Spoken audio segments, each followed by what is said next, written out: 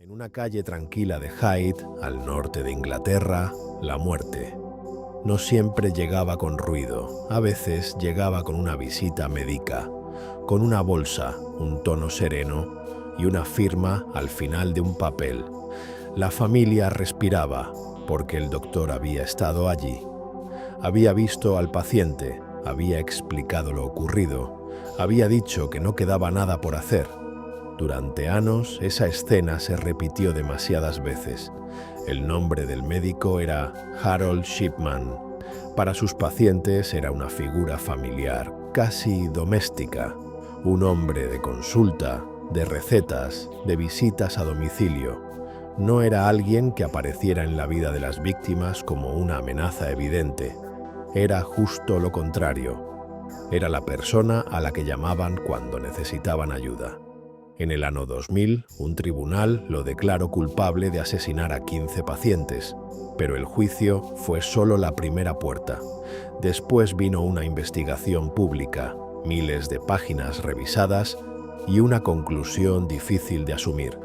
El número real de muertes asociadas a Shipman era mucho mayor. Esta historia no empieza con un monstruo escondido en un callejón, empieza con algo mucho más incómodo: confianza. Harold Frederick Shipman nació en Nottingham en 1946, estudió medicina en la Universidad de Leeds y acabó trabajando como médico de familia, primero en Todmorden, después en Hyde, una ciudad obrera del área de Greater Manchester, donde un médico de cabecera podía llegar a conocer a varias generaciones de una misma familia. Esa cercanía era parte del trabajo. El médico no era solo un profesional técnico, era alguien que entraba en casas, escuchaba dolores, firmaba bajas, acompañaba enfermedades largas y también certificaba muertes. En comunidades así, la reputación pesa mucho.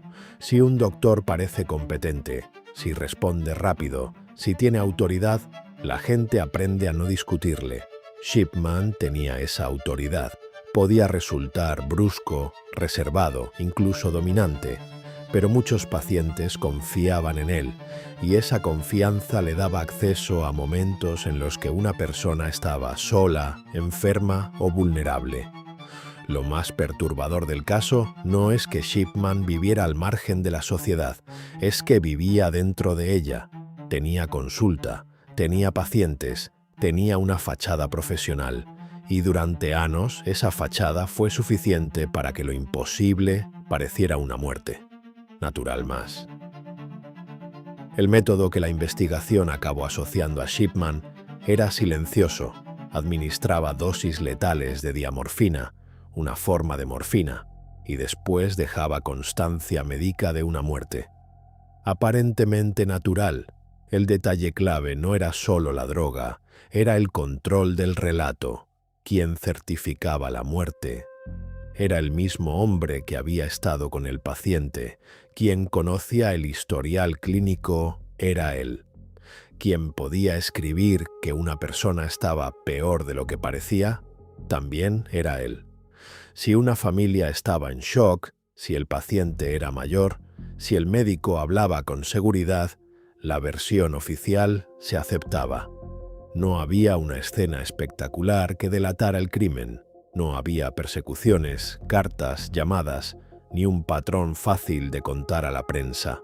Había certificados, expedientes, visitas domiciliarias, pequeñas decisiones que, vistas una por una, parecían rutina, pero vistas en conjunto, contaban otra historia.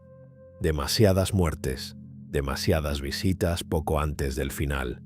Demasiadas pacientes mayores que, según familiares, no parecían estar al borde de morir.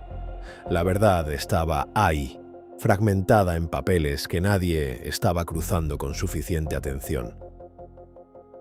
En muchos casos criminales, la pregunta es cómo nadie vio al agresor.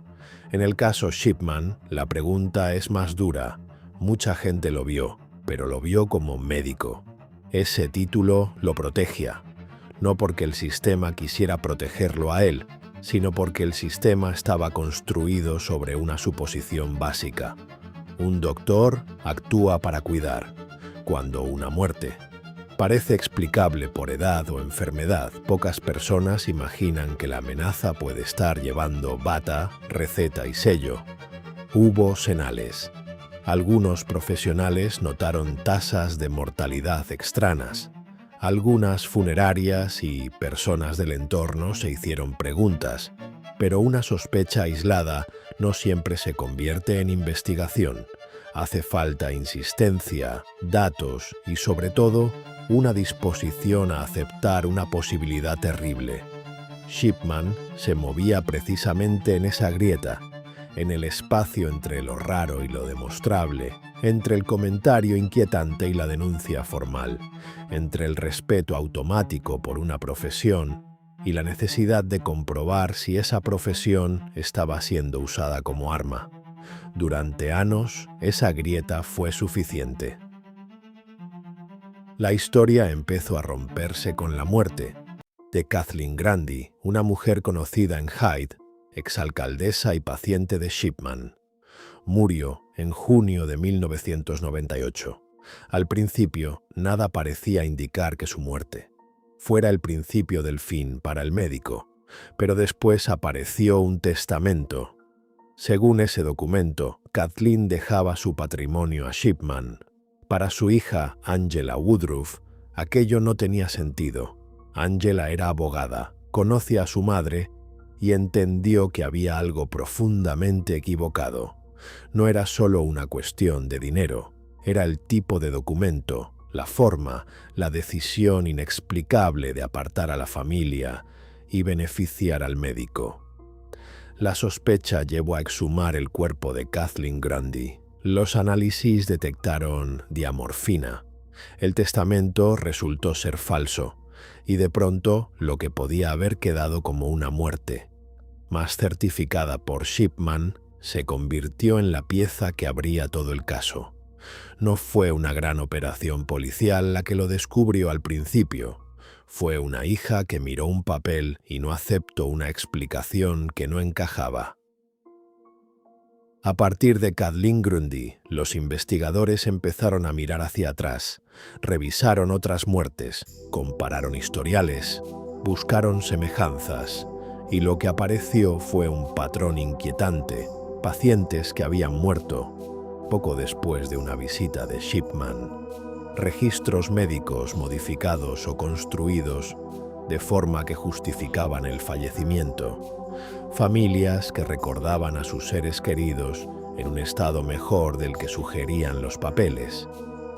La consulta, que antes parecía el centro de una vida profesional respetable, empezó a verse como el escenario administrativo de una serie de crímenes. En octubre de 1996 comenzó el juicio. Shipman fue acusado de asesinar a 15 pacientes y de falsificar el testamento de Kathleen Grundy. El caso era enorme, pero la acusación tenía que presentarlo con precisión. No bastaba con decir que había muchas muertes sospechosas. Había que probar asesinatos concretos ante un jurado. El 31 de enero de 2000, Harold Shipman fue declarado culpable.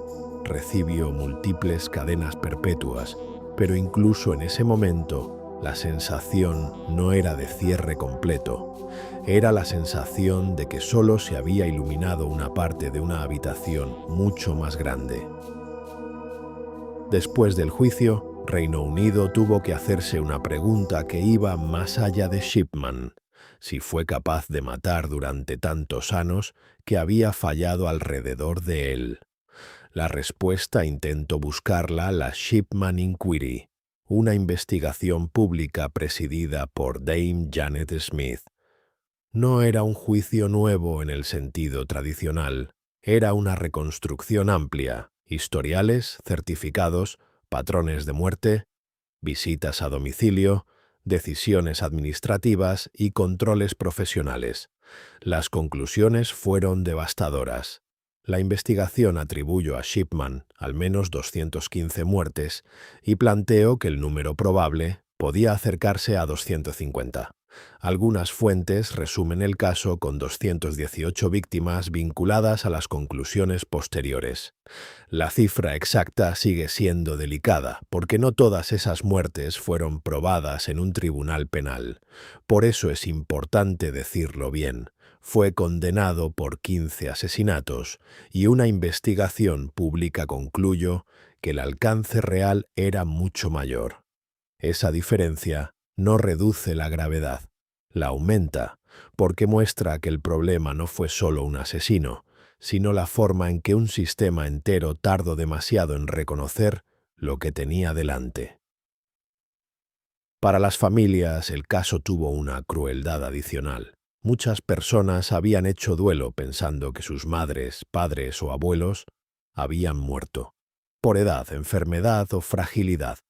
Habían aceptado la explicación del médico, habían organizado funerales, habían intentado cerrar una etapa. Años después, la investigación les devolvió esas muertes convertidas en preguntas. Y una pregunta así no se queda en el expediente. Cambia recuerdos, cambia conversaciones familiares, cambia el último día de una persona querida.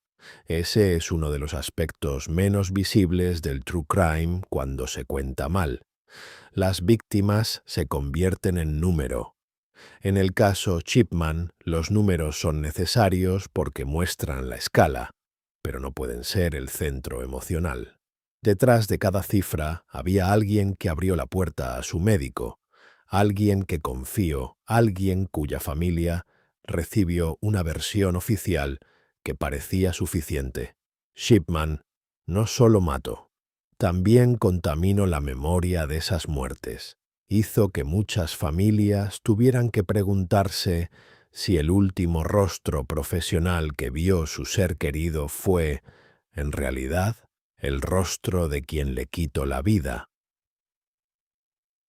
El caso Shipman obligó a revisar procedimientos que antes parecían técnicos, casi burocráticos, certificados de defunción, formularios de cremación, supervisión de médicos, análisis de patrones estadísticos en consultas, cosas que no suelen ocupar titulares, pero que pueden marcar la diferencia entre detectar un abuso o permitir que se repita. La medicina necesita confianza. Ningún sistema sanitario puede funcionar si cada paciente vive pensando que su médico es una amenaza. Pero la lección del caso Shipman fue otra. La confianza no sustituye al control.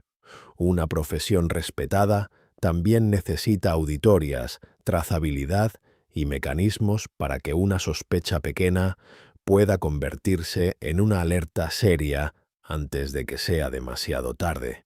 Por eso este caso sigue apareciendo en debates sobre seguridad médica, no solo por el horror de lo que hizo, sino porque expuso una debilidad estructural. Shipman no hackeó un sistema complejo desde fuera, usó permisos que ya tenía, usó su firma, usó la soledad de una visita médica, usó la tendencia humana a creer que una persona con autoridad sabe lo que hace, y durante demasiado tiempo eso bastó. Harold Shipman murió en prisión el 13 de enero de 2004, un día antes de cumplir 58 años. Nunca dejó una confesión completa que permitiera ordenar todos los hechos desde su propia voz. No explico de forma satisfactoria cuándo empezó, por qué lo hizo ni cuántas vidas destruyó realmente. Eso deja el caso en un lugar incómodo. Hay certezas judiciales, 15 asesinatos probados, una condena, un testamento falsificado. Hay conclusiones de investigación, un número de víctimas mucho mayor, fallos de control y una práctica médica que durante años escondió algo terrible. Y hay zonas que probablemente nunca se cerrarán del todo. Pero quizás la pregunta final no sea qué había dentro de la mente de Shipman.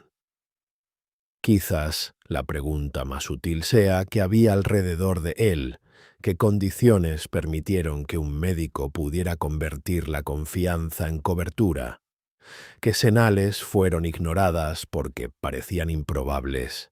que datos estaban disponibles pero separados en cajones distintos.